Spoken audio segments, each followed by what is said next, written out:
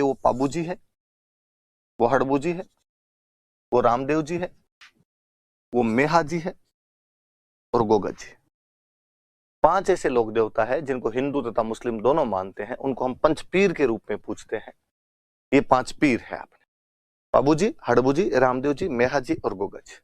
अब जब लोक देवताओं की शुरुआत कर रहे हैं तो हम इन 5 पीरों से शुरू करेंगे।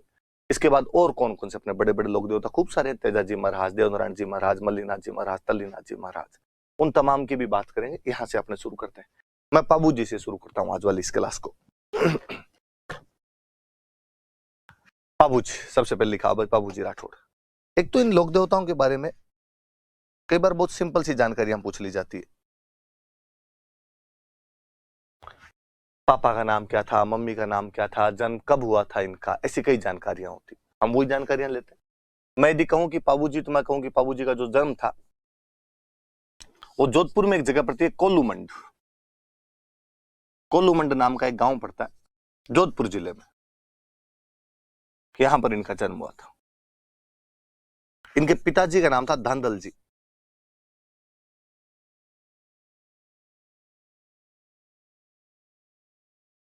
धांधल जी।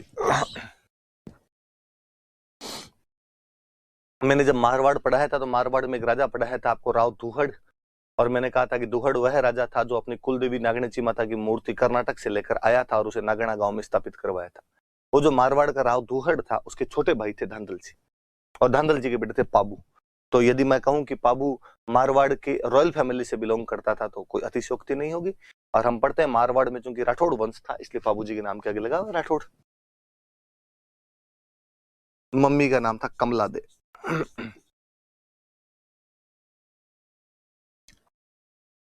इनकी जो पत्नी थी उनका नाम था फूलम दे, या कई जगह अपने को इनका एक नाम और मिलता, सुप्यार दे।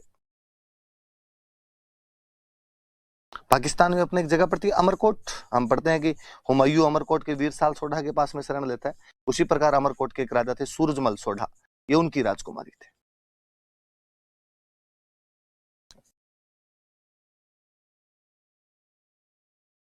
सूरजमल सोढ़ा की राजकुमारी थे, princess of Surajmal Sodha of Amarkot. बाबू जी के जो खास सहयोगी थे, इनके जो एलिज थे, 2 भील जाति के भाई थे। एक का नाम था चांदा और एक का नाम था डामा। चांदा और डामा 2 थे, ये दोनों भील जाति के थे, भील भाई थे। तो बाबू जी की जो घोड़ी थी उसका नाम था केसर कालमी। वास्तव में कहते हैं बाबू जी की घोड़ी नहीं थी, ये बाबू जी के गांव में एक चारण महिला हुआ करते थे देवल, उनकी घोड़ी थी। देवल नामक चारण महिला की घोड़ी थी।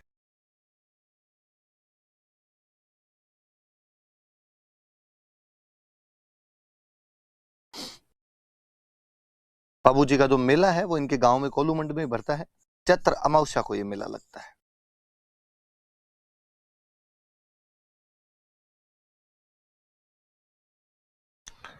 और स्क्रीन भरी हुई आपके सामने देखना आप कि इनका जन्म कोलूमंड में हुआ था, जोधपुर के अंदर। इनके पिताजी का नाम था धांधल जी, इनकी मम्मी का नाम था कमला दे, इनकी पत्नी का नाम था फूलम दे या सुप्यार दे, जो अमरकोट के सूरजमल सोढ़ा की राजकुमारी थी। 2 भील भाई इनके सहयोगी थे, चांदा और डामा। इनकी घोड़ी का नाम था केसर कालमी, जो वास्तव में देवल नामक चारण महिला की घोड़ी थी। और इनका मेला कोलूमंड के अंदर चैत्र अमावस्या को लगता है। मैं थोड़ी बातें यहां से और बताता हूं आपको। ऐसा कहा जाता है कि बाबूजी का जन्म कोलूमंड में हुआ। इनके पिताजी का नाम था धांधल जी, जो कि मारवाड़ के राजा राव दुहड़ के भाई हुआ करते थे। इनकी मम्मी के बारे में ऐसा कहा जाता है कि इनकी मम्मी एक अप्सरा थी, एक परी थी। ऐसी कहानियां हैं, लोकोक्तियां हैं कि आसमान की जो परियां होती है, स्वर्गलोक की जो परियां होती है, वो अक्सर धरती पर घूमने के लिए आती है।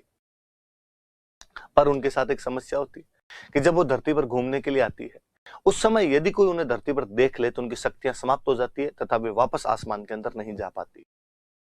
इसलिए कहानियां ये भी कहती है कि वो अक्सर रात को आती है, रात को धरती पर उतरती है और रात को धरती पर आकर घूमकर चली जाती है, क्योंकि रात को दुनिया में लोग सोए हुए रहते हैं ताकि उनको कोई देख ना सके। कहते ऐसे ही एक बार एक परी थी, इंद्रलोक की एक परी, और धरती पर घूमने के लिए उतरी। गलती से बेचारी का हेलीकॉप्टर मारवाड़ में लैंड कर गया। यहाँ पश्चिमी राजस्थान के अंदर रेगिस्तान के अंदर उतर गई। गर्मी पड़े भयंकर वाली, और परी को लगा यार आज तो गलत जगह पे आ गए। वो जहां उतरी थी वहां पास में एक तालाब था, उसे लगा कि क्यों ना तालाब के अंदर स्नान कर लिया जाए, और तालाब में स्नान कर लेंगे थोड़ी गर्मी दूर जाएगी। वो तालाब में स्नान करने लगे। कहते हैं उस दिन जो दुहड़ जी धांधल जी जो थे, दुहड़ जी के छोटे भाई जो थे धांधल जी, वो वहां से रात्रि में अपना घोड़ा लेके कहीं से जा रहे थे। वो चूंकि वहीं के निवासी थे तो उनको पता था कि यहाँ पर पास के अंदर ही तालाब है। उनको लगा यार घोड़े को पानी पिला लिया जाए, घोड़ा पानी पी ले अपना यहाँ पे। वो घोड़े को पानी पिलाने के लिए लेके जा रहे थे, और जैसे वो तालाब के नजदीक पहुंचे और क्या देखते हैं कि तालाब के अंदर एक परी स्नान कर रही है। बंदा जहां था वहां का वहां स्टेच्यू होकर रह गया। उस परी ने थोड़ी देर के अंदर नोटिस किया कि कोई आदमी उसको लगातार घूर रहा है, टकटकी लगाकर उसकी तरफ देख रहा है। उसकी नजर पड़ी, एक व्यक्ति घोड़ा लिए हुए लगातार उसी को देखता जा रहा था। परी ने कहा कि मिस्टर तुम जो कोई हो पर धांधली कर रहे हो, इस प्रकार किसी नहाती हुई महिला को नहीं देखना चाहिए, और मैं तो परी और हूं, मेरे को यदि कोई देख लेता है तो मेरी शक्तियां समाप्त हो जाती है और मैं वापस नहीं जा पाती हूँ। अब मैं वापस कैसे जाऊंगी? धांधल जी ने कहा कि किसने कहा है वापस जाना है? धांधल जी ने लगभग घुटनों के बल बैठते हुए कहा कि विल यू मैरी मी? उस परी ने कहा और मेरे पास कोई इलाज भी नहीं है, मैं तुमसे शादी करने के लिए तैयार हूं, पर मेरी दो शर्तें हैं। धांधल जी ने कहा बताओ। कि एक तो मेरे लिए अलग महल बना के देना पड़ेगा, मैं तुम्हारे साथ तुम्हारी बाकी रानियों के साथ महलों में नहीं रहूंगी। धांधल जी ने कहा पक्का, तेरा महल सेपरेट। एक उस महल में मेरी बिना आज्ञा के कोई भी नहीं आएगा, जो भी आएगा मेरी आज्ञा लेकर आएगा। धांधल जी ने कहा पक्का। उसने कहा आप भी बिना आज्ञा के उसके अंदर नहीं आ सकते। धांधल जी ने कहा ठीक है कोई बात नहीं। परी के लिए अलग महल बना दिया गया, परी उसके अंदर रहती। धांधल जी भी जाते उसमें तो पूछ के जाते, और कोई भी जाता तो विदाउट परमिशन एंट्री नहीं हुआ करती थी वहां पर। समय बीता और उस परी के एक बेटा हुआ, जिस बेटे का नाम रखा गया पाबू। कहते पाबू जी बहुत सुंदर थे, अपने लोक देवताओं में सबसे सुंदर कोई लोक देवता था पाबू जी। मम्मी पे चले गए होंगे, परी पे चले गए होंगे, मुझे लगता है धांधल जी पे चले जाते तो क्या ही सुंदर होते। मारवाड़ का मिनक तो दिल का डाकी एकदम होता होगा, पर पाबू जी उस टाइप के रणबीर कपूर थे, परी के बेटे थे। एक दिन धांधल जी को बाकी दोस्तों ने किसी ने धांधल जी को कह दिया कि यार ऐसे क्या आदमी, हर बात में लुगाई से पूछ पूछ के आ जाऊं क्या चला जाऊंगा, तुम्हारा घर है यार, जब इच्छा हो तब जाओ, जब इच्छा हो तब आओ वापस। और धांधल जी उस दिन बिना उस परी की परमिशन लिए डायरेक्ट घर के अंदर चले गए। और जब वो घर में घुसते हैं तो वो देखते हैं कि वहां पर परी तो थी नहीं, वहां पर तो एक शेरनी बैठी बैठी पाबू को दूध पिला रही है और उसे खिला रही है। अरे ये क्या कोतक है। शेरनी की नजर जैसे ही धांधल जी पे पड़ी, शेरनी वापस परी बनी, और परी ने कहा कि बस इसी दिन के लिए मना किया था, और मैंने कहा था कि मत आना, क्योंकि मेरे में ये शक्तियां हैं कि जब मैं अकेली होती हूं तो अपना रूप परिवर्तन करती हूँ। अब तूने कॉन्ट्रैक्ट तोड़ दिया, अब मैं यहां नहीं रहूंगी, अब मैं वापस जाऊंगी। धांधल जी ने खूब हाथ जोड़े कि गलती होगी, धूड़ खाई काली गाय हूं तेरी, पर उसने कहा नहीं, अब मैं यहाँ एक सेकंड भी नहीं रुक सकती, अब तो मुझे वापस जाना ही है। ये बच्चा तुम रखो। एक माँ की बच्चे के प्रति दो इच्छाएं होती है कि उस बच्चे को दूध पिला के थोड़ा बड़ा करे, बड़ा हो जाए तो उसके लिए कभी घोड़ा बने, कभी हाथी बने, उसे झुलाए खिलाए, पीठ पे झुलाए उसको, कंधे पे झुलाए उसको। पर अब चूंकि मैंने दूध पी के बड़ा तो कर दिया, पर इतना बड़ा भी नहीं हुआ कि पीठ पे झुलाती, अब तुम रखो इसको। कहते हो परी तो चली गई। धांधल जी के एक और रानी हुआ करते थे कमला दे, जिन्होंने बाबू का पालन पोषण किया बाद में। बाबू जी बड़े हुए बेहद सुंदर राजकुमार थे। अमरकोट की राजकुमारी फूलम दे के साथ, आपके सामने नाम लिखा हुआ है, फूलम दे के साथ बाबू जी की सगाई हुई। अमरकोट के राजा सूरजमल सोढ़ा की राजकुमारी थी फूलम दे। कई जगह कहानियों में किताबों में अपने नाम सुप्यार दे भी आता है, वैसे फूलम दे नाम था, आप तो फूलम दे याद रखें। मुझे याद आता है हम जब पढ़ा करते थे, दिलीप सर राजस्थान जी के पढ़ाया करते थे, तो सर ने कहा कि बाबू जी की पत्नी का नाम फूलम दे था। कोई स्टूडेंट खड़ा हुआ, उसने खड़ा होकर कहा सर पर मैंने एक किताब में सुप्यार दे भी पढ़ा। सर ने कहा हाँ हाँ यार, कई जगह वो सुप्यार दे भी लिखा था, पर फूलम दे याद करना है अपने। तो उसने कहा नहीं सर, सही से बताओ क्या नाम था, फूलम दे था या सुप्यार दे था? सर ने कहा फूलम दे था। फिर उस किताब में सुप्यार दे क्यों लिखा?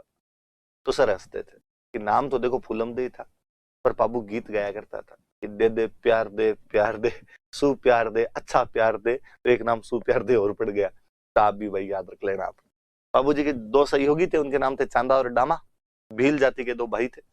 बाबूजी की जो घोड़ी थी उसका नाम था केसर कालमी, जो इनके गांव के अंदर देवल नाम की एक चारण महिला हुआ करती थी, उनकी घोड़ी थी। और इनका मेला कोलूमंड के अंदर चैत्र अमावस्या को लगता है। कहा जाता है कि बाबूजी सगाई हो गई, शादी का दिन आया, शादी का दिन आया, बाबूजी तैयार हुए, शेरवानी पहनी, बिनोटे पहने, साफा बांधा, सिर पे कलंगी, तुर्रा, एंटीना सब लगाए, फूटने लगे बाबूजी। ये तो बींद वैसे ही सुंदर लगता है, कोई हो बींद बनता उस दिन सुंदर ही लगता है। बाबू सुंदर थे खुद तो और सुंदर लगे। चांदा और डामा बाबूजी के दो खास सहयोगी, दोनों एकदम अच्छे अच्छे कपड़ों के अंदर राइट लेफ्ट में बाबूजी के खड़े एकदम। दूल्हे के दोस्त दूल्हे के साथ रहे भाई। और चांदा डामा ने बाबूजी अगर बाबूजी यार बाकी सब चीजें जोरदार है, टनाटन है, क्या बींद लग रहे हो, अमरकोट के छज्जे तोड़ दोगे आज। आज आपको देखने के लिए अमरकोट की महिलाएं हवेलियों के छज्जों पर आके देखेगी, दूरबीन लगा लगा के आपको छज्जे टूट जाएंगे आज, इतनी महिलाएं इकट्ठी होगी। पर यार बाबूजी एक लफड़ा है अपने पास, क्या अच्छी घोड़ी नहीं है अपने पास यार, बींद के नीचे घोड़ी तो अच्छी होनी चाहिए। बाबूजी ने कहा यार अब घोड़े तो अपने पास जो है इनमें से लेके जाना पड़ेगा। और चांदा डामा ने कहा नहीं बाबूजी, अपने गांव में जो देवल है ना, जो गायें रखते हैं खूब सारी, कि हाँ उनके पास एक बहुत सुंदर घोड़ी है केसर कालमी, क्या नाचती है, यदि केसर कालमी आप लेके चलो तो मजा आ जाए। बाबूजी ने कहा देख लो पूछ लो। चांदा डामा गए देवल के पास और जाकर, माँ देवल बाबूजी बींद बने हुए हैं, बारात जा रही है, घोड़ी अच्छी नहीं है, केसर कालमी दे दो तो भली बात हो। देवल ने मना किया। देवल ने कहा मेरे पास गायें हैं, गायें चराने के लिए ग्वाला जाता है तो घोड़ी लेके जाता है, कल को खुदा ना खास्ता गायों की लूटपाट हो जाए, पहले गायों की लूट बहुत हुआ करती, ग्वाले के पास में घोड़ी होगी फटाफट गांव तो आएगा वापस, गांव आके बताएगा तो सही कि साहब लूटपाट हो गई, वापस गांव से जनता जाए, सैनिक जाए तैयार होके घोड़ी को बचा, सॉरी गायों को बचा के लेके आए। घोड़ी नहीं होगी तब तक लुटेरे पता नहीं कहां के कहां पहुंच जाएंगे। और बाबूजी की बारात ठेठ अमरकोट जाएगी, जाने में आने में कितना टाइम लगे, मैं घोड़ी नहीं दूं। चांदा डामा वापस आए, बाबू का बाबूजी आप खुद जाके एक बार ट्राई करो तो देवल दे सकती है, वरना तो नहीं दे। बाबूजी ने कहा मैं ट्राई कर लेता हूं।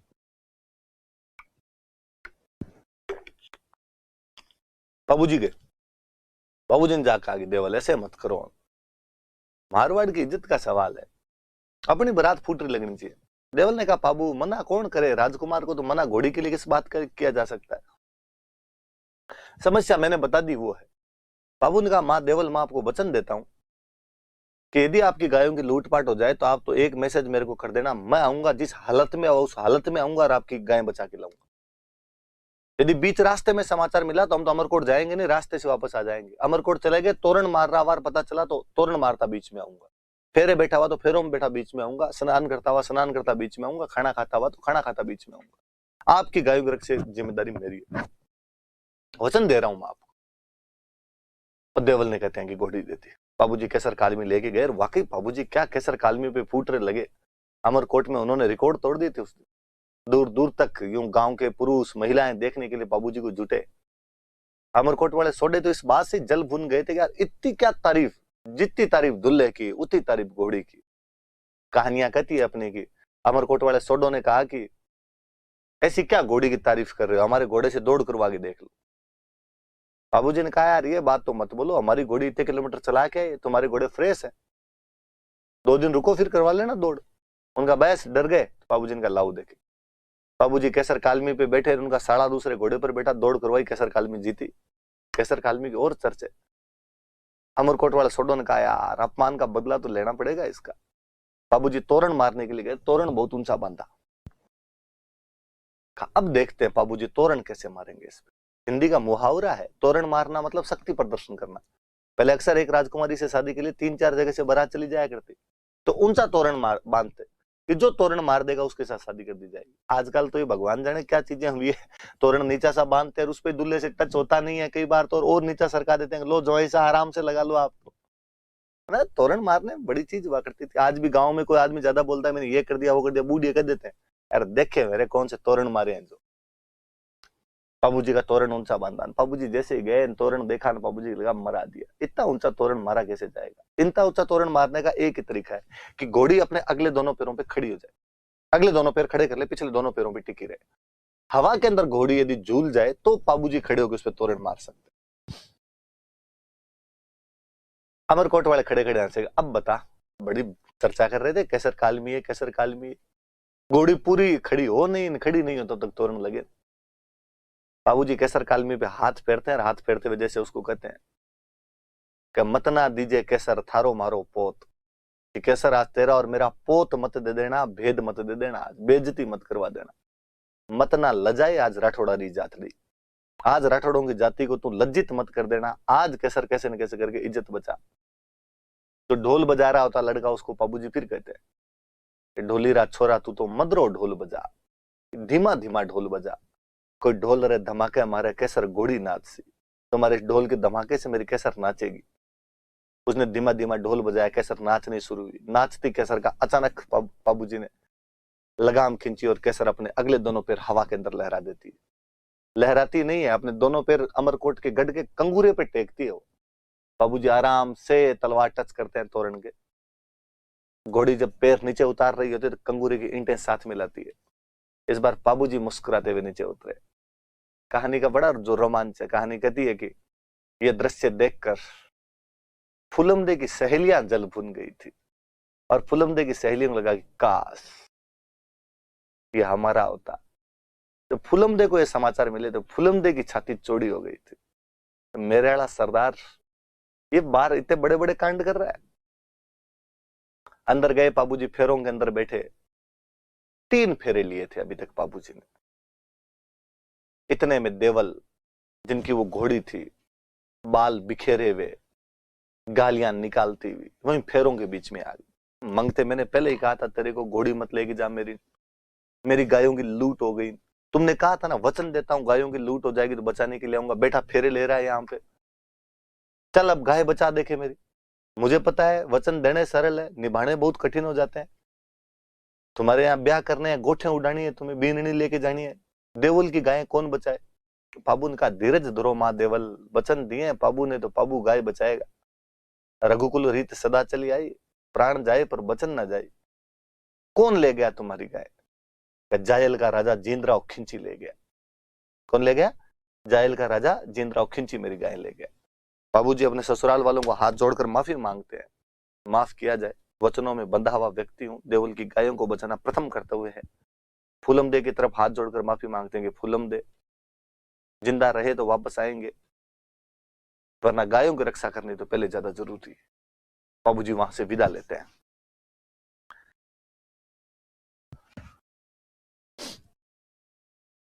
बाबूजी की फोटो है भाई। बाबूजी देचू नाम के गांव में लुटेरों का पीछा करते हुए आते हैं। जोधपुर में गांव पड़ता है देचू,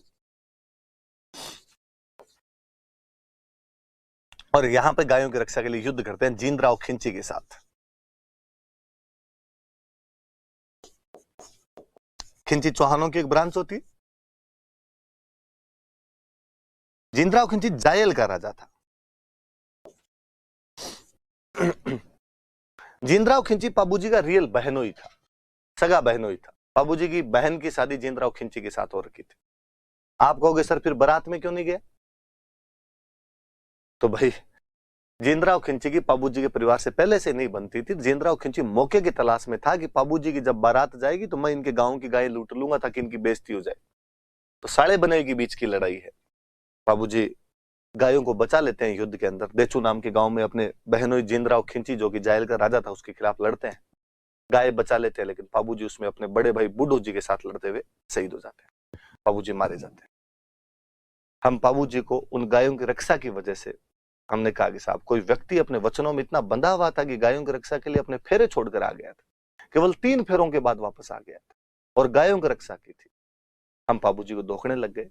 हमारा पश्चिमी राजस्थान ये भी कहता है कि बाबूजी के बाद में हमने 4 फेरे लेने शुरू कर दिए। बाबूजी 3 फेरों के बाद उठकर आ गए थे। हम कहानियों में, गीतों में सुनते हैं कि फेरे 7 होते हैं, पर वास्तव में फेरे 4 ही होते हैं। 3 में बीन नहीं आगे रहे, 1 में बीन आगे रहे। आप में से जो जो भुगत भोगी हैं वो थोड़े याद कर लेना आपने कि 7 फेरे नहीं लिए होंगे, फेरे 4 ही लिए होंगे। और हम ऐसा मानते हैं कि ये हमने बाबूजी के बाद शुरू किया था, क्योंकि 3 फेरे बाबूजी ने ले लिए थे, बाकी वाले अब हम 4 ही लेंगे। ऐसी कहानियां, ऐसी बातें बताई जाती। बाबूजी के लिए कहा जाता है कि बाबूजी लक्ष्मण के अवतार है। जो राम लक्ष्मण हुए थे तो लक्ष्मण का अवतार माना जाता है बाबूजी। फिर एक कहानी है कि राम लक्ष्मण मां सीता जब वनवास के अंदर गए हुए थे और एक दिन राम जी के पास में स्वरूप नखा नाम की एक महिला आती है, वास्तव में बेचारे के नाम स्वरूप नखा ही था, जिसके नाखून भी स्वरूप हो। History was written by victors, इतिहास विजेताओं का होता है, इसलिए राम जी जीते रावण हारा, इसलिए स्वरूप नखा का नाम बदल के हमने शूर्पणखा कर दिया। इसके नाखून सूप जैसे हो, मतलब छाजले जैसे हो, बाकी कहते हैं उसका नाम स्वरूप नखा था। मिस लंका थी अपने टाइम की, बेहद सुंदर राजकुमारी, राम जी के पास आई और राम जी को कहा कि will you marry me. Ram ji को प्रपोज किया उसने। राम जी ने कहा मेरे साथ तो सीता है, लक्ष्मण अकेला है, वैकेंसी खाली है, उधर पूछ सकती है तुम। कहते लक्ष्मण उस समय एक पानी के कुंड से पानी निकाल रहे थे। स्वरूपनखा उनके पास गई और उसने लक्ष्मण को जाकर कहा कि मैं आपसे शादी करना चाहती हूँ। लक्ष्मण ने मना किया। स्वरूपनखा जिद करती है, वो लक्ष्मण के पीछे भागती है, लक्ष्मण आगे आगे भागते हैं। ऐसा कहा जाता है उन्होंने उस कुंड के चारों तरफ 4 चक्कर काट लिए थे, उस जल के चारों तरफ 4 चक्कर काट लिए थे। और चौथे राउंड के अंदर, जैसे चौथा राउंड कंप्लीट होता है, लक्ष्मण को गुस्सा आता है, स्वरूपनखा की नाक काट लेता है। और स्वरूपनखा ने कहा अरे डाकी, ब्याह के लिए तो कहा था, प्रपोज ही तो किया था, उसमें नाक काटने की जरूरत कहां पड़ गई। और लक्ष्मण ने कहा कि स्वरूपनखा सॉरी, इस त्रेता युग में तो मैं तुमसे शादी नहीं कर सकता, भाई भाभी की रक्षा की जिम्मेदारी मेरे पर है, पर मैं तुम्हें वचन देता हूं कि एक दिन कलयुग के अंदर मैं पाबू बनूंगा, तुम फूलम दे बनोगी। हमने 4 फेरे आज यहाँ पर इस जल के चारों तरफ ले लिए हैं, बाकी के 3 फेरे हम अग्नि के चारों तरफ लेंगे। अक्सर गांव में जब ये कहानियां सुनाई जाती है तो जैसे कहते हैं पाबूजी 3 फेरों के बाद आए और लड़ते हुए मारे गए, तो सुनने वाला कहता है ऐसा किसी के साथ नहीं, बुरा हुआ ये। तो कहानी सुनाने वाला तो बड़े फिलोसॉफिकल अंदाज में बोलता है, अरे दुख करने की बात नहीं है, तो विधाता लेख लिखियोड़ा है, बे माता जिता आंख मांडिया है वही चालना ऐसा। और ये तो भगवान ने पहले तय कर दिया था, त्रेता में तय कर दिया था कि लक्ष्मण ने 4 फेरे तो ले लिए थे, अब बाकी 3 ही लेने थे। विधि का विधान है, राम जी की लीला है, 3 ही लेने थे यहाँ पे। फुलमदे सुरपणखा थी, बाबूजी जो थे वो लक्ष्मण थे। तो ऐसी कहानियां भी कही जाती। कहानी तो ये भी कहते हैं कि बाबूजी की मम्मी जो कि परी थे, वो धांधल जी को जाते टाइम कह के गए थे कि मेरी इच्छा थी कि बच्चे को दूध पिला के बड़ा करूं और जब बड़ा हो जाए तो घोड़ी बनूं इसके लिए, घोड़ा बनूं इसके लिए, इसे झुलाऊं। कहते हैं केसर काल में उनकी मम्मी का दूसरा अवतार था। उनकी मम्मी दोबारा केसर कालमी के रूप में आई थी, घोड़ी बनकर आई थी वो परी, और घोड़ी की तो पीठ पे बैठते हैं, पीठ पे ही खिलाती हो, तो केसर काल में उनकी मम्मी थी। ऐसा भी कहानियों के अंदर कहा जाता है। तो बाबूजी को किसका अवतार माना जाता है? तो लक्ष्मण का अवतार माना जाता है। हम ये भी कहते हैं कि राजस्थान में सबसे पहले ऊंट कोई लेके आया था, तो बाबूजी लेके आए थे, कि बाबूजी से पहले अपने राजस्थान में ऊंट नहीं हुआ करते थे। कहानियां ये भी कहती है कि बाबूजी की एक भतीजी थी केलम, और केलम की शादी में पहली बार कैमल दिए गए थे, तो ऊंट सबसे पहले बाबूजी लेके आए थे। तो ऊंट जब भी बीमार हो जाए तो हम बाबूजी की पूजा करते हैं, तो बाबूजी ऊंट रक्षक देवता है। अपने राजस्थान में ऊंट रखने वाली जो जाति है वो है राइका। आप राइका का दो, आप इनको रेबारी कह सकते हैं, देवासी समाज है अपना, ये एक ही बात, राइका रेबारी या देवासी कुछ ही का दो। ये लोग ऊंट ज्यादा रखते हैं, तो इनके मुख्य देवता हो गए बाबूजी। भाई ऊंट बीमार होने पे पूजा किसकी करो? बाबूजी की। ऊंट रखते कौन है? तो राइका रखते हैं, रेबारिया देवासी रखते, एक ही बात है तीनों का। तो ये लोग बाबूजी को अपना मुख्य देवता मानते हैं। भाई हमारे मुख्य देवता तो कौन है? तो बाबूजी महाराज। याद रहे सारी बातें। बाबूजी गायों की रक्षा के लिए देचू नामक गांव में जीनराव खिंची, जो कि जायल का राजा था, लड़ते हुए मारे गए थे। गाय भी बचा लेते लेकिन युद्ध में शहीद हो जाते हैं। 3 फेरों के बाद ही वापस उठकर आ गए थे। हम इन्हें लक्ष्मण का अवतार मानते हैं। ऊंट सबसे पहले ये लाए थे, तो हम ऊंट रक्षक देवता मानते हैं, इसलिए राइका रेबारी जाति जो इनकी पूजा करती है। भील, चांदार, डामान भील थे, भील इनको खूब मानते हैं, और कहते हैं जो इनके पुजारी होते हैं वो हमेशा भील जाति के लोग होते हैं। पुजारी को अपने राजस्थान की लैंग्वेज में बोलते हैं भोपा। तो जो भील भोपा होते हैं वो इनकी फड़ बांधते हैं, फड़ बांधते हैं, फड़ का वाचन करते हैं। और जब भोपा जी फड़ का वाचन करते हैं तब एक वाद्य यंत्र बजाते हैं, उस वाद्य यंत्र को बोलते हैं रावण हत्था। आप में से कुछ ऐसे साथी होंगे जिनको ये नहीं समझ आया होगा कि सर फड़ क्या है। कुछ ही नहीं, कपड़े का एक पर्दा होता है, उस कपड़े के पर्दे पर बाबूजी के जीवन से जुड़ी हुई खूब सारी घटनाएं चित्रित की हुई होती है। बाबूजी का जन्म, बाबूजी की मृत्यु, बाबूजी लड़ाई करते हुए, बाबूजी तोरण मारते हुए, बाबूजी गायों को रक्षा करते हुए, ऐसी खूब सारी घटनाएं होती है। जो पुजारी जी होते हैं, जो भोपा जी होते हैं, वो भोपा और भोपी दोनों आते हैं, पति पत्नी आते हैं। जैसे मान लो मेरे घर पे ऊंट है, मेरा ऊंट बीमार हो गया और मैंने हाथ जोड़े कि बाबूजी महाराज मेरा ऊंट यदि ठीक हो जाएगा तो मैं फट बंचवाऊंगा। बांचना मतलब पढ़ना, बंचवाऊंगा मतलब पढ़वाऊंगा। कौन पढ़ता है? तो भील जाति के भोपे पढ़ते हैं। और मेरे जब ऊँट ठीक हो गया, मैं वो भोपा जी के पास गया, भोपा जी हमारे फट बांध दो। भोपा जी शाम को हमारे घर आए, कपड़े का पर्दा है वो टांगा, उस पे चित्र बने हुए हैं। भोपा जी और भोपी जी दोनों एक एक चित्र की तरफ इशारा करते हैं, साहब ये चित्र है, और गा गा के लोगों को सुनाते हैं। और जब वो गाते हैं तब एक वाद्य यंत्र बजाते हैं, उस वाद्य यंत्र का नाम है रावण हत्ता। ये कोई पूछेगा बाबू जी की फड़ कौन से वाद्य यंत्र के साथ गाई जाती है, तो बाबू जी की जो फड़ है वो रावण हत्ता वाद्य यंत्र के साथ गाई जाती है। नॉर्मली बाबू जी की जो कहानी है वो गीतों के माध्यम से भी गाते हैं, उनकी वीरता है जो गीतों के माध्यम से भी बताई जाती है। उनकी वीरता वाली गाथा है उसका नाम है पवाड़े। कि फड़ तो पूरी होती है पर्दा लेकर, वैसे एकदम फड़ तो एक तरीके से लोक नाट्य है कि आपके सामने चित्र भी बना और फिर आपको सुनाया जाता है। केवल उनकी गाथा को यदि गाया जाए, उनको गाथाओं को बोलते हैं पवाड़े। और जब पवाड़े गाते हैं उस समय जो वाद्य यंत्र यूज में लेते हैं वो वाद्य यंत्र है माठ। दोनों वाद्य यंत्र याद रहे कि बाबू जी की फड़ भील जाती है, भोपा गाते हैं तब तो रावणत्ता बजाते हैं। बाबू जी के पवाड़े जो कि उनकी वीर गाथा है वो जब गाई जाती है तब क्या बजाए जाते हैं, तो माठ बजाए जाते हैं उस टाइम। दोनों चीजें याद रखना। कहते हैं गुजरात के अंदर एक जाति रहती है थोरी, और गुजरात के कुछ 7 थोरी भाई थे, और इन 7 थोरी भाइयों की वहां गुजरात में कोई राजा था आना बागेला। उस आना बागेला के साथ में अनबन हो गई थी। आना बागेला इनको दंडित करना चाहता था, ये भाग के पाबूजी के पास आ गए थे, पाबूजी ने इनकी रक्षा की थी। पाबूजी गुजरात के 7 थोरी भाइयों की रक्षा करते हैं। आप कह सकते हैं कि पाबूजी शरणागत रक्षक है। बाबूजी गो रक्षक है क्योंकि गायों के लड़ते हुए मरे थे। बाबूजी ऊंट रक्षक है कि ऊंट लेके आए थे। बाबूजी शरणागत रक्षक है क्योंकि गुजरात के 7 थोरी भाइयों की इन्होंने रक्षा की थी। बाबूजी के जो सहयोगी है वो चांदा और डामा भील है। इसका मतलब बाबूजी अछूतोद्धार करने वाले हैं, उत्थान, दलितों का उत्थान करने वाले हैं, आलोक देवता है। आप कह सकते हैं बाबूजी त्यागशील व्यक्ति है, उन्होंने अपने शादी का भी त्याग कर दिया था। आप कह सकते हैं कि बाबूजी अपने वचनों पर अडिग रहने वाले देवता है, कि उन्होंने एक बार कह दिया था कि मैं आपकी गायों को रक्षा करूंगा, तो गायों की रक्षा के लिए वापस आ गए थे। बाबूजी की खूब सारी विशेषता है। ये बाबूजी की फड़ है, बाबूजी का फड़ का चित्र है। ये रावण हत्ता वाद्य यंत्र है जिसके साथ बाबूजी की फड़ गाई जाती है। ये माट है जिसके साथ बाबूजी के पवाड़े गाए जाते हैं। मैं इनको और भी कहूंगा टेक्निकल वालों को कि ये फड़ का यदि वीडियो यहाँ पर जोड़ देंगे तो वो आपको वीडियो भी बाद में आप जब सुनोगे तब वो वीडियो भी इसके अंदर आ जाएगा। तो ये वीडियो जोड़ देंगे फड़ का, तो वो भी आप सुन सकते हो इसके साथ में।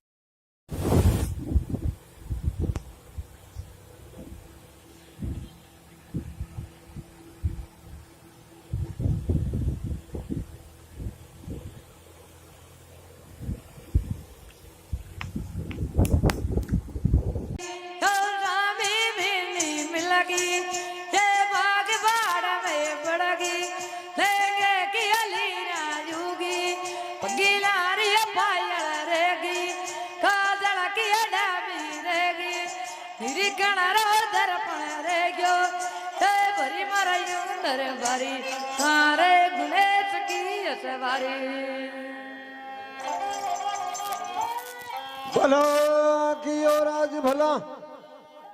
हे महाराज गणेश देवा अवला गोगा धर्मी का सुरंगी रोण का भूमियो जी महाराज केवे है भोपा जी महाराज दो चा नाम हाका लेवो आमला गोगा धर्मी का सुरंगी जान में भूमियो जी भोपाल कड़िया का भांतु अवर काई बाता बने जावे देखानी वाह भोपा जी वाह।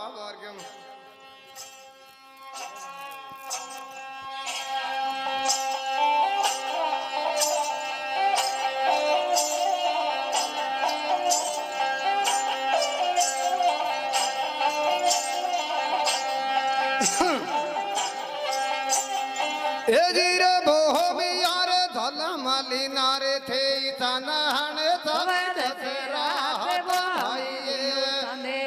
सब दशरात फोन में कियो घड़िया जियो जलेबिया। हे धीरे भोमिया धलम तड़ा रे भाजा। बाबूजी से संबंधित खूब सारी किताबें लिखी हुई है। जैसे एक बहुत अच्छी किताब है पाबू प्रकाश, और ये पाबू प्रकाश किताब लिखी गई आसिया मोड़जी। आसिया जाति है, मोड़जी नाम है। पूछी हुई आरपीसी किताब है, वापस याद रखना कि आसिया मोड़जी की किताब कौन सी है। तो आसिया मोड़जी किताब का नाम क्या है, तो उनकी किताब का नाम है पाबू प्रकाश। एक है पाबूजीरा छंद, और जो पाबूजीरा छंद है ये लिखने वाले थे बिट्ठू मेहाज। बिट्ठू जाति है, मेहाजी नाम।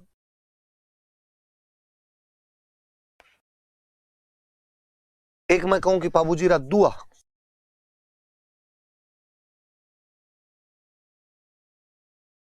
पाबूजीरा दुआ लिखने वाले थे लगराज।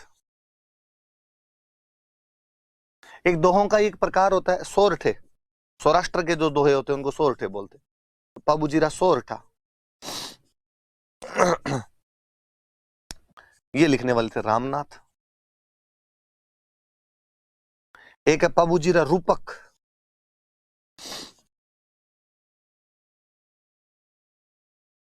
और ये लिखने वाले थे मोतीसर बख्तावर। मोतीसर जाति है, बख्तावर नाम है उनका।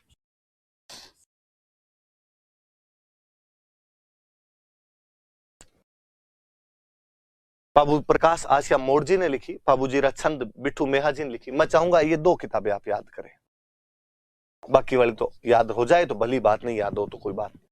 पाबूजीरा दुहा लगराज ने लिखी, पाबूजीरा सोरठा रामनाथ ने लिखी, पाबूजीरा रूपक है वो मोतीसर बख्तावर ने लिखी। ये पाबूजी वाली कहानी है जो मैंने आपको सुनाई। रावण हता माठ, ये फड़ यदि लगा देंगे तो आप वो फड़ भी देखेंगे। अगले एक लोक देवता लिखे हमने रामदेव जी तंवर। फोटो आप रामदेव जी के पीछे ये हरजी भाटी है जो चंवर ढुला रहे हैं। आगे पाबूजी की सॉरी रामदेव जी की बहनें हैं, लाचार सुगना उनकी दो बहनें हुआ करती थी। ये रामदेव जी ने जहां पर समाधि ली थी वो जगह बनी हुई है, रामदेव राव का उनका मंदिर बना हुआ है। थोड़ी सी अपने बात करते हैं इनके बारे में।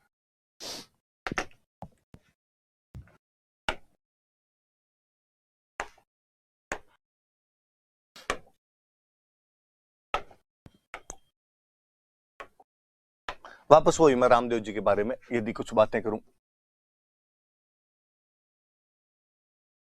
रामदेव जी तंवर पूरा नाम है। इनका जन्म कहां हुआ तो बाड़मेर में एक जगह पड़ती है उंडू कश्मीर, वहां उंडू कश्मीर में इनका जन्म बाड़मेर में पड़ता। इनके पिताजी का नाम था अजमाल जी।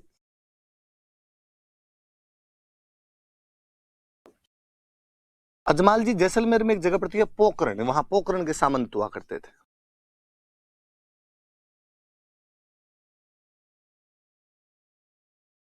पोखरण के सामंत हुआ करते थे। मम्मी का नाम था मेणा दे।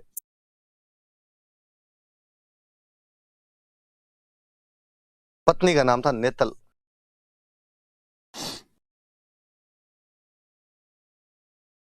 नेतल दे पत्नी का नाम हुआ करता। ये भी अमरकोट की राजकुमारी थी। अमरकोट के दलेल सिंह सोडा हुआ करते थे, उनकी राजकुमारी थी।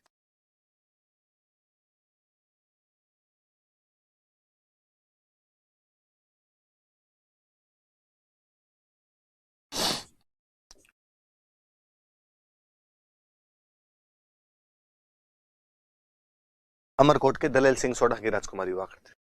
रामदेव जी महाराज के जो गुरु थे इनका नाम था बालीनाथ जी।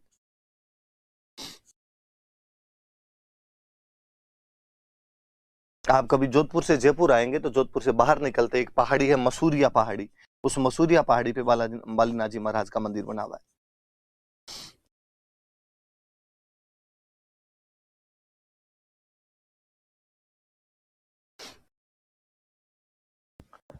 रामदेव जी का मंदिर कहाँ है? वैसे मैं बता चुका हूं ये बात, वापस रिपीट नहीं करनी चाहिए, फिर भी रिपीट कर देता हूं। रुणी चाया रामदेव राम है उनका मंदिर।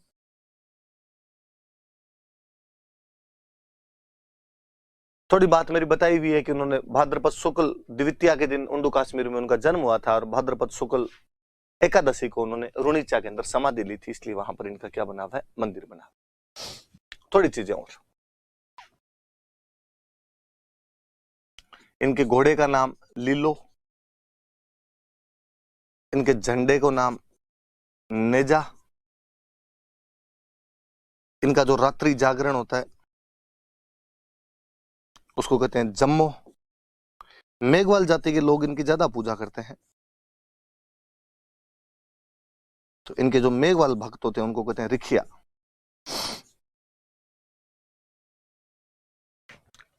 कुछ बातें एक साथ देख लेना भाई। जन्म उंडू कश्मीर बाड़मेर में। पिताजी का नाम अजमाल जी था जो पोखरण के सामंत थे। मम्मी का नाम मेणा दे था, पत्नी का नाम नेतल दे था। नेतल दे अमरकोट के दलेल सिंह सोडा की राजकुमारी थी।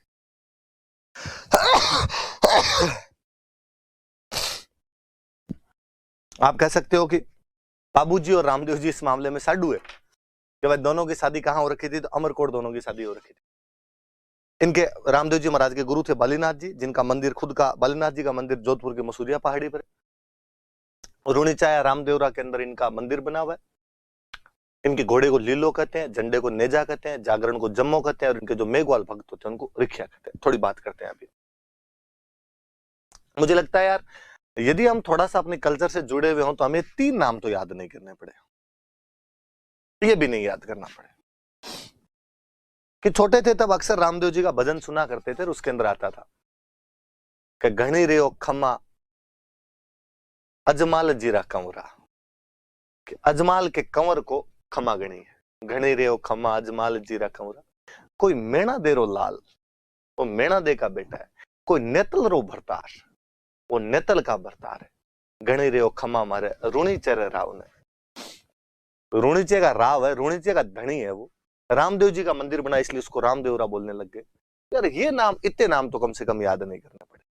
पर चूंकि हम डी रूटेड लोग हैं, अपने कल्चर से अलग हुए लोग हैं, इसलिए ये नाम भी अपने को याद करने पड़ रहे हैं। मैं थोड़ी और इन बातों पे अभी बाद में आऊंगा, 4 बातों पे, तब तक मैं थोड़ी बातें और बताता। रामदेव जी को विष्णु का अवतार मानते हैं कि भगवान विष्णु का अवतार है। जैसे उनको लक्ष्मण का अवतार मानते हैं, इनको विष्णु का अवतार माना जाता है। ऐसा कहते हैं। वास्तव में तो गांव में तो ये कहानी है कि 2 भाई थे, रामदेव और वीरमदेव।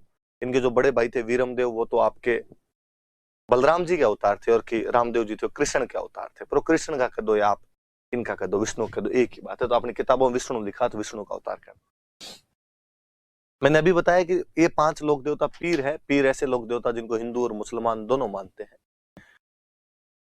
तो कहते हैं कि जब रामदेव जी को मुसलमान भी मानने लग गए, तो एक बार कोई मुसलमान संत थे, वो रामदेव जी के पास आए। उन्होंने रामदेव जी को कहा, यार हमने सुना है तू पर्चे देता है। पर्चे देना मतलब लोक देवताओं के जो चमत्कार होते हैं उनको पर्चा बोलते हैं। क्या हमने सुना तू चमत्कार दिखाता है, पर्चे देता है, मिरेकल्स दिखाता है। रामदेव जी ने कहा, नहीं नहीं भाई रे, मैं साधारण सीधा आदमी हूं, मैं क्या पर्चे दूं। नहीं नहीं, हमने सुना है तेरे बारे में, और हमारे सामने पर्चा दे के दिखा देखे। रामदेव जी ने कहा, नहीं नहीं ऐसी कोई बात नहीं, आप तो खाना खाओ यार, घर पे आए हुए हो, क्यों फालतू में माथा पच्ची करो, खाना लेके यार, खाना लेके आए। तो उन्होंने वापस कहा कि नहीं, हमारा रूल है कि हम हमेशा हमारे खुद के बर्तनों में खाना खाते हैं, तुम्हारे बर्तनों में खाना नहीं खाएंगे। तो रामदेव जी ने कहा, यार अब तुम्हारे बर्तन लेके आते, अब मैं तो मेरे घर पे मेरे बर्तनों में खिलाऊंगा। इतना ही तू बड़ा लोक देवता है, इतना ही बड़ा पीर बना घूमता है, तो इन बर्तनों को हमारे वाले बर्तनों में ट्रांसफर कर दे। रामदेव जी ने कहा, तुम कुछ ही कर सकते हो, जयकांत सिकरे का ईगो हट नहीं कर सकते, आंखें बंद करो। उन्होंने आंखें बंद की। रामदेव जी ने आंखें खोलो, आंखें खोली, वहां पर वो वैसे वैसे बर्तन जो उनके घर पे थे। उन 500 ने रामदेव जी को दंडवत प्रणाम किया, और उन्होंने कहा, हम तो खाली पीर हैं, तू पीरों का पीर है। तो रामदेव जी को पीरों का पीर कहा जाता है।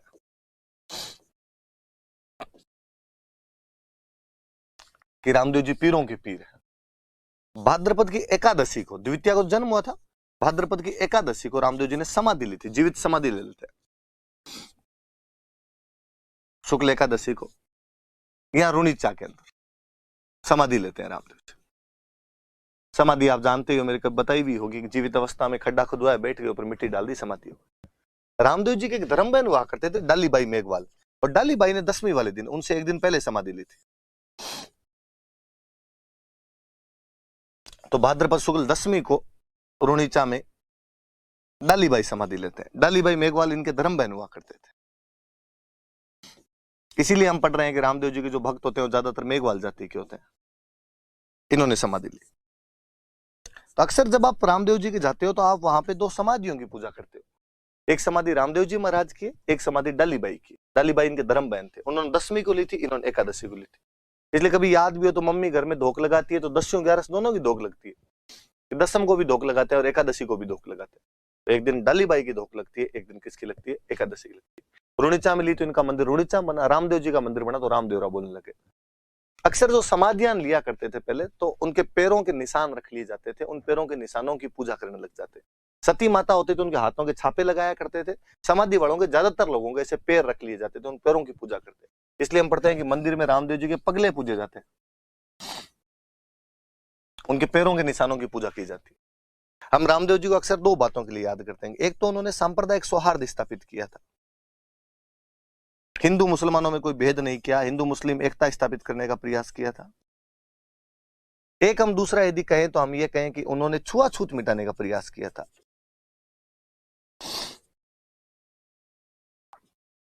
छुआछूत मिटाने का प्रयास किया। और मुझे कई बार लगता है कि यार इन लोगों को हमने कितना अंडर एस्टिमेट किया है। वास्तव में ये उस टाइम के रामदेव जी, पाबू जी, तेजा जी, गोगा जी, देवनारायण जी महाराज, ये उस टाइम के समाज सुधारक थे। हम जब इनको लोक देवता कह के वो अंधविश्वास, आस्था उस साइड के अंदर धकेल दे, आप सोच के देखो यार, जब समाज में जागरूकता नहीं थी, मध्यकालीन समाज जो रूढ़ियों में जकड़ा हुआ था, उस समय यदि कोई व्यक्ति समाज की वे जातियां जिनके साथ भेदभाव हुआ करता था अपने बराबर बिठाता है, बराबर का दर्जा देता है, उससे बड़ा क्रांतिकारी कौन रहा होगा यार। इनका स्थान कतई मध्यकालीन इतिहास में राजा राम मोहन राय, स्वामी दयानंद सरस्वती से कम नहीं है। हम इनको अक्सर आस्था वाले उस डिपार्टमेंट के अंदर डाल के इनके साथ अन्याय ही करते हैं, और फिर इनसे जुड़ी हुई अंधविश्वास, इधर उधर की चीजें मान मून के हम कर देते, ठीक है लोगों की आस्था है यार। यार आस्था यूं ही नहीं होती, किसी के साथ कुछ किया था तब होती है आस्था। लोग बाप को नहीं माने यार। आज हजार साल बाद में इनकी पूजा कर रहे हैं, जगह जगह इनके मंदिर थरपते हैं हम। कुछ तो स्पेशल रहा होगा इन लोगों में बाकी लोगों की तुलना में। रामदेव जी के लिए तो ये भी कहा जाता है कि अपने जितने लोक देवता हुए इनमें कोई पढ़े लिखे थे तो वो रामदेव जी महाराज। इसलिए रामदेव जी ने खुद ने एक बुक लिखी थी, 24 बाणियां। 24 बाणियां नाम की एक बुक लिखी थी। रामदेव जी ने एक पंथ स्थापित किया था, इस पंथ का नाम है कामड़िया। कामड़िया पंथ स्थापित किया था। और कामड़िया पंथ की जो महिलाएं होती है वो एक डांस करती है, तेरह ताली नृत्य। हम आगे जब डांस पढ़ेंगे तब तेरह ताली नृत्य और पढ़ेंगे, तब आपको वीडियो और दिखाऊंगा मैं इसका। कामड़िया पंथ की महिलाओं द्वारा एक डांस किया जाता, तेरह ताली नृत्य किया जाता। कामड़िया पंथ रामदेव जी द्वारा ही स्थापित किया गया था। रामदेव जी ने एक बुक लिखी थी, उस बुक का नाम है इनकी 24 बाणियां नाम की। रामदेव जी के मंदिर कई जगह बने हुए, रोनिचा के अंदर तो इनका मंदिर है ही, बड़ा मंदिर है, मुख्य मंदिर है। रामदेव जी का मंदिर बना इसलिए इसको रामदेवरा बोलने लगे। यहाँ पे इन्होंने अपने पर्चे वर्चे ज्यादा दिए थे। कहते हैं यहाँ पर एक तो बावड़ी बनी हुई है जिसका नाम है पर्चा बावड़ी। अक्सर वैसे आप एक सुनते हो कि यहाँ पर एक भेरू नाम का राक्षस रहता था, रामदेव जी ने उसको मार दिया था। वास्तव में ऐसा कहते हैं कि भेरू नाम का एक सेठ था, लोगों से बहुत ज्यादा ब्याज लिया करता था, इसलिए रामदेव जी ने उसको भगा दिया था। लोगों को कहा था कि इसको ब्याज मत देना, लोगों को उसके अत्याचारों से मुक्ति दिलाई थी। हमने उसको राक्षसन वैसे कहना शुरू कर दिया। एक पर्चा बावड़ी बनी हुई है यहाँ पे, और पोखरण में इनका मंदिर बना हुआ। गुजरात में एक जगह पड़ती है छोटा रामदेवरा, यहां पर इनका मंदिर बना हुआ। अलवर में एक जगह पड़ती है हल्दीना, यहां पर इनका मंदिर। ये थोड़े से मंदिर याद रखना। छोटा रामदेवरा गुजरात में, रुणीचांद पोखरण जो है ये तो आपके उधर जैसलमेर के अंदर, ये दोनों जगह।